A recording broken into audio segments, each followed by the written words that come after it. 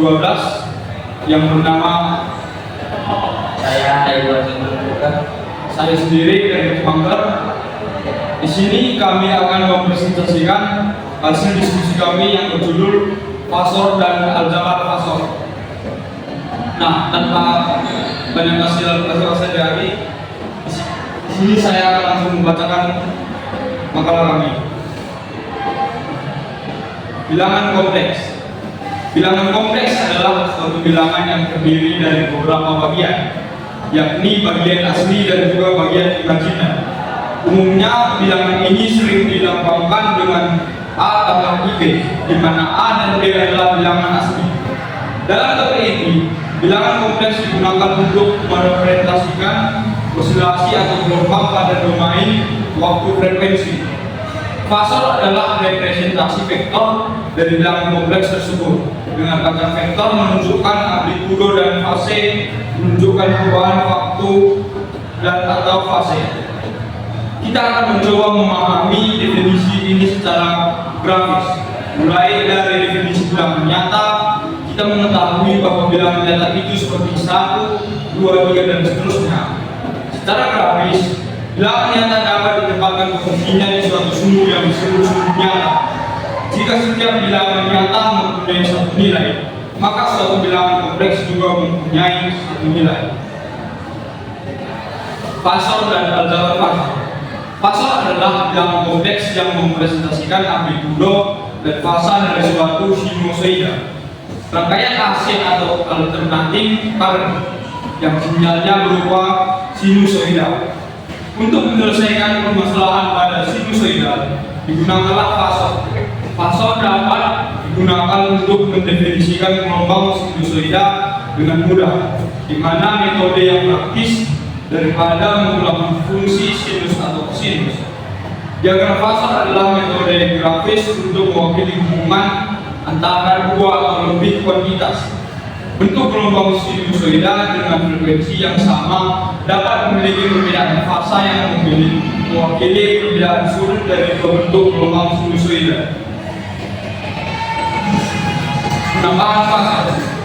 Kadang-kadang penting kita mempelajari sinusoida untuk menambahkan bersama dua bentuk gelombang.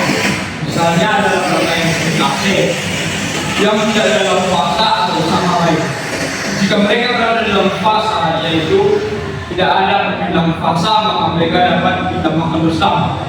Sebagai contoh, jika dua tegangan katakanlah 50 volt dan 50 volt masing-masing bersama-sama dalam fasa, mereka akan menambah atau menjumlahkan bersama-sama untuk membentuk satu tegangan, yaitu mencapai sekitar 75 volt. Namun, jika mereka tidak berada dalam fasa itu, mereka tidak memiliki titik awal yang sama, maka sudut fasa di antara mereka perlu diperhitungkan sehingga mereka ditambahkan bersama-sama menggunakan diagram fasor untuk menentukan fasor atau vektor hasil resultan mereka.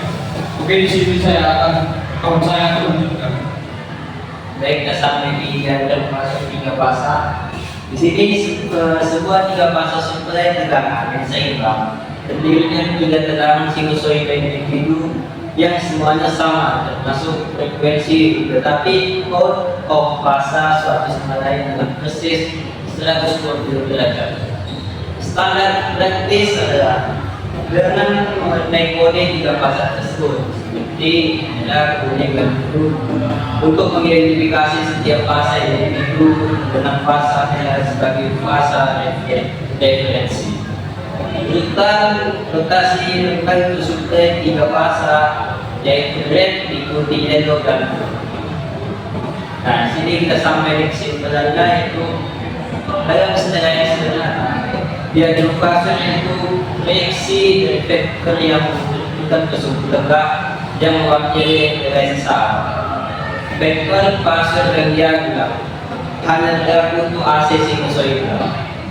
Diagram fasor dapat digunakan untuk mewakilkan 2 atau lebih jumlah sinusoida stasioner setiap saat.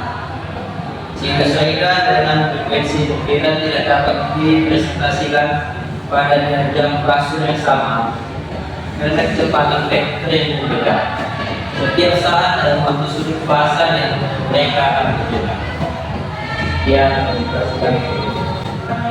Oke, di sini kami telah selesai membacakan hasil diskusi kami. Jika ada teman-teman yang ingin bertanya atau kritik dari makalah kami akan letakkan link YouTube untuk bertanya di kolom komentar di YouTube. Oke teman-teman, di sini kami telah selesai membacakan presentasi kami. Jika ada teman-teman yang ingin bertanya atau memberi masukan, kami akan bagikan link video YouTube kami. Nah, di link video YouTube tersebut, teman-teman bisa bertanya di kolom komentar video kami. Oke, sekian dari presentasi kami. Sekian dan terima kasih.